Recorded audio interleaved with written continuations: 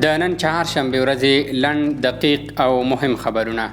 د کابل ښاروالۍ وایي د تنظیف ریاست د ګنډلو خونه په نویو وسایلو سمبال شوه. د ننګرهار د کرنې اوبو لګولو او مالدارۍ ریاست مسؤلین وایي چې د دغه ولایت په بټي کوټ ولسوالۍ کې د 12 میلیون افغانیو په لګښت 2 کانالونه جوړ او ګټې اخیستنې ته وسپارل شول.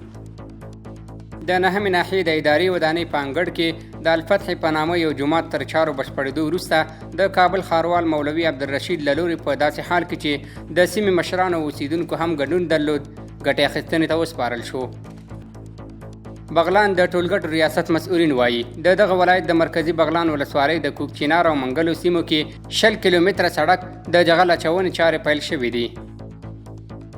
د لغمان پوهنتون د ښوونې او روزنې پوهنځي څخه 149 محصلین فارغ شول. د عدلیې وزارت وایي کندوز ولایت کې 15976 جریبه ځمکه اماراتي تثبیت شوه. د تخنیکي او مسلکي زده کړو اداره وایي د دې ادارې زده کوونکو یو پوځي چورلکه جوړه کړې ده.